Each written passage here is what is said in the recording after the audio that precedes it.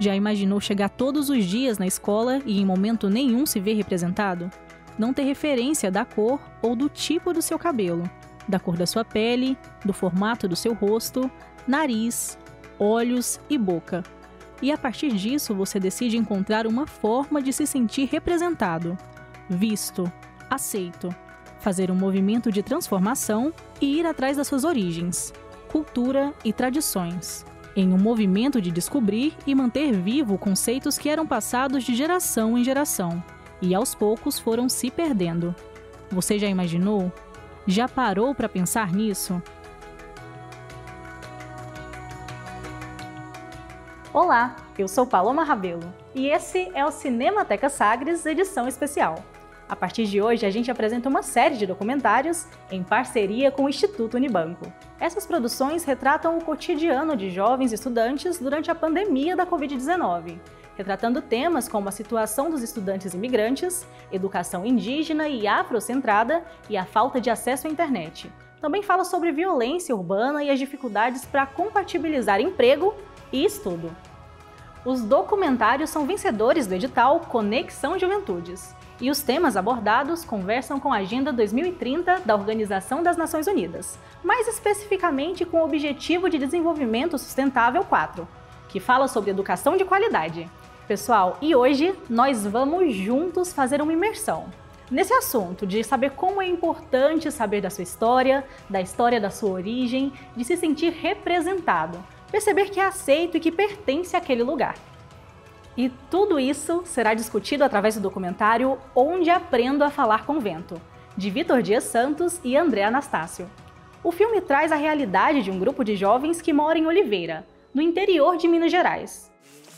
O que será essa omissão da escola com a verdadeira história dos negros? Como os nossos antepassados, né, na verdade, acabaram a escravidão, né? Acabou o processo da escravidão e como eles ficaram mediante isso tudo. Eu também queria saber a verdadeira história, porque várias formas que as pessoas contam, a gente a verdadeira história nunca sabe. Deve ter uma que história fez ela até mudar, né? Que eles nunca contaram. Aí ou eles não sabem, né? Eu acho que para contar a verdadeira mesmo, tem que buscar muito conhecimento lá nos antepassados. E aí a escola está deixando esse conhecimento se perder, porque eles não procuram lá atrás. Eles pegam o que está pré-montado e passam para todo mundo. São muitos os questionamentos, né? A gente pode até parar para pensar, por que não falam mais sobre este assunto? A escola realmente conhece a história dos negros? E se conhece, por que não falar mais sobre esse tema? Todas essas dúvidas ajudam a construir a nossa identidade, quem somos e até nossas características físicas e comportamentais. Por exemplo, quando eu era pequena e estava na escola, a maioria das minhas amigas tinha o cabelo liso. E elas faziam penteados que eu achava super legais, mas na hora de colocar no meu cabelo, não dava certo, porque a textura não era igual. Com o passar do tempo, as poucas meninas que tinham o cabelo mais parecido com o meu começavam a aparecer na escola com os cabelos alisados, e aquilo me deixava cada vez mais desanimada.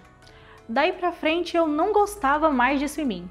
Meu cabelo, que era uma herança da minha família paterna, começou a me incomodar cada vez mais. E eu não aceitava e nem queria ser diferente dos outros. Eu não aceitava que eu seria excluída por ter um cabelo diferente. E por isso eu acabei alisando os meus cachos. Mas pessoal, não tem nada errado em ter cabelo liso ou alisar o cabelo. Mas eu fiz isso porque eu não me sentia bem comigo mesma e não queria aceitar essa característica que era minha e da minha família. E que hoje se tornou motivo de orgulho e empoderamento. E isso é apenas um exemplo de uma única característica. Mas quanto menos nos sentimos representados, mais perguntas sem respostas surgem também. E para ter respostas para esses e vários outros questionamentos, jovens de Minas Gerais conheceram o Reinado, que é uma manifestação religiosa afro-brasileira, concebida por negros escravizados. Séculos após sua criação, permanece como um festejo importante em diversas religiões do país, atuando na preservação dos saberes de origem banto.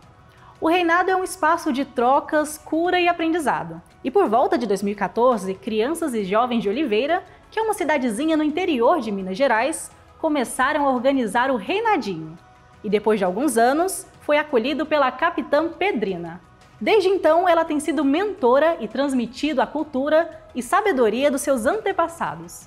Outro ponto que chama bastante a atenção é esse sentimento dos jovens que a escola está deixando de falar dos antepassados, por não buscar certas informações e usar a mesma didática para ensinar todos os alunos, por mais que tenham narrativas e histórias diferentes.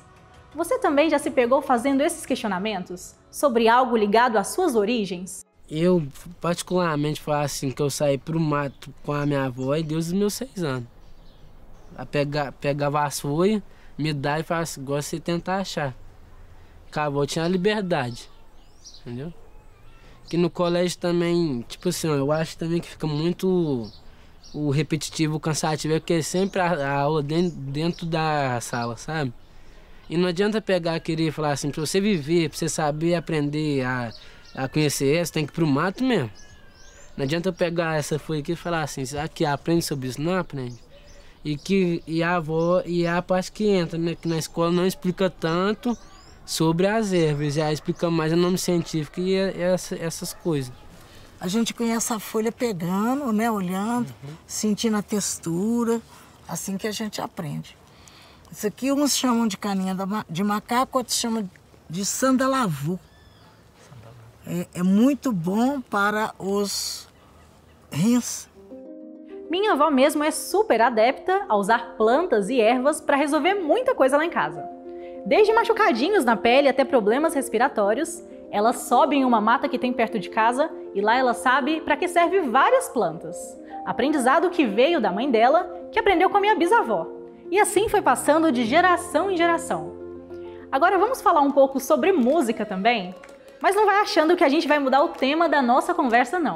É que em vários momentos do documentário Onde Aprendo a Falar com o Vento é marcado por canções que passam a fazer parte da vida das crianças e dos jovens que participam do Reinadinho.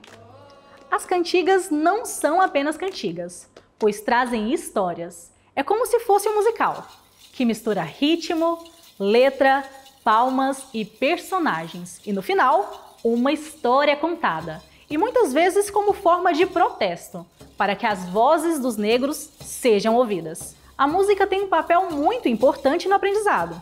É isso mesmo. Segundo uma pesquisa realizada por neurocientistas do Instituto do Cérebro da Universidade da Carolina do Sul, nos Estados Unidos, a música desenvolve significativamente a fala e a leitura de uma criança.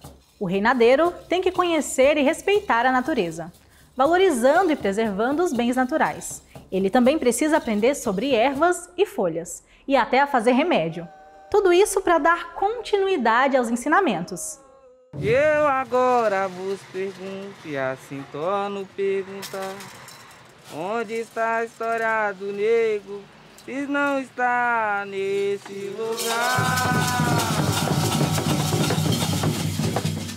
Por que será? Por que será? Por que será que a história do negro aqui não está? Por que será? Por que será?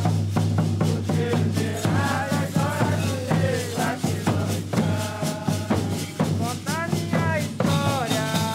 minha história me contar. Olha, eu peço licença, deixa nego saravá.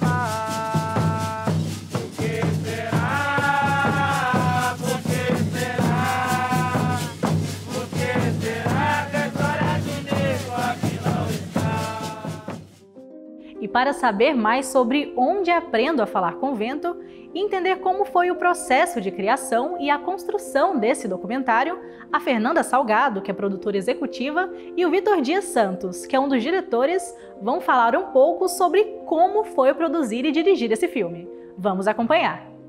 Uma das coisas que motivaram, sim, a gente pensar nesse projeto é que sempre tem a discussão de como a escola ensina assuntos que são, às vezes, muito afastados, né, da vida cotidiana. Assim, os especialistas em educação sempre estão pensando nisso, como transformar a escola, né, em algo mais próximo dos jovens, assim.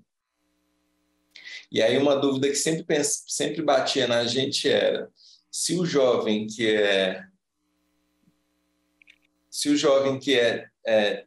no geral já tem um certo distanciamento com a escola, como que é a escola para pessoas que fazem parte de comunidades tradicionais, assim?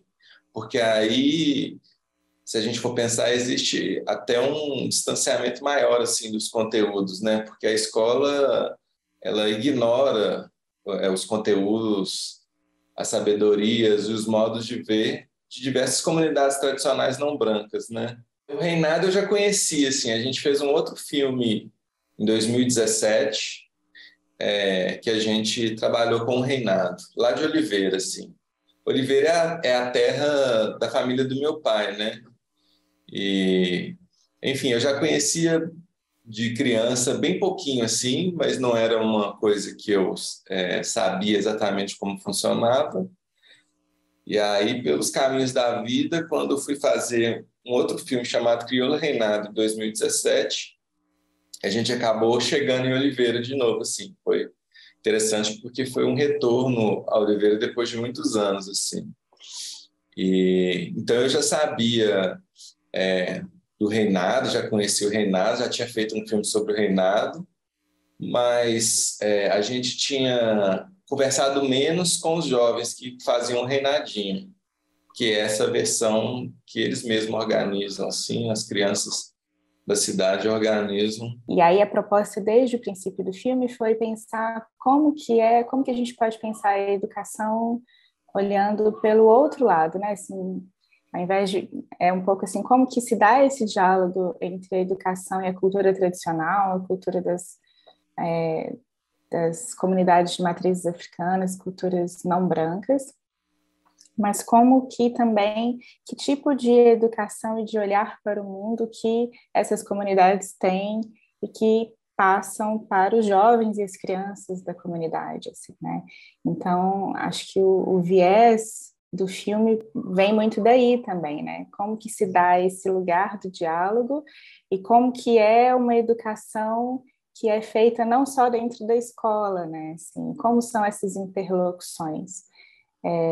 Então, a gente parte desse princípio, dessa pergunta, e o processo de produção foi muito rico, porque a gente trouxe essa pergunta para as crianças e os jovens do grupo, e discutimos muito como que é eles estarem na escola, como que é a relação da escola com o que eles trazem em termos de cultura e de religião, e dos seus pensamentos, e de suas vivências, e o que tem ali nessa troca que perfaz o Reinado e o Reinadinho, o que isso traz para eles em termos de educação para a vida. E a gente esquece que a escola ela faz parte de um processo de construção, assim, né? Durante os anos, assim, com o passar dos anos, ela foi construída de uma forma que todos esses conhecimentos que não fossem eurocêntricos, assim, fossem eliminados. E aí, de alguma maneira, o filme reforça um pouco a importância disso, assim, né? Da gente pensar que existem outras formas de saber e outras formas de ver o mundo que não estão nas escolas, mas que são importantes também, e que é importante a escola, enquanto instituição, aprender um pouco dessas formas também e incorporar no seu ensino, assim. Que bacana, hein, gente? Muito obrigada à Fernanda e também ao Vitor, que assina a direção desse documentário junto com o André Anastácio. E eu tenho certeza que todo mundo vai amar assistir esse documentário. E esse foi o primeiro episódio do nosso Cinemateca Sagres Sessão Especial. E nós vamos seguir nas próximas 5 semanas, nos aprofundando em temas ligados à educação e ao cotidiano dos jovens durante a pandemia da Covid-19. E fiquem ligadinhos, porque nós ainda temos 5 documentários para falar e debater e entender mais também sobre os desafios da educação na pandemia. Eu fico por aqui e até a próxima!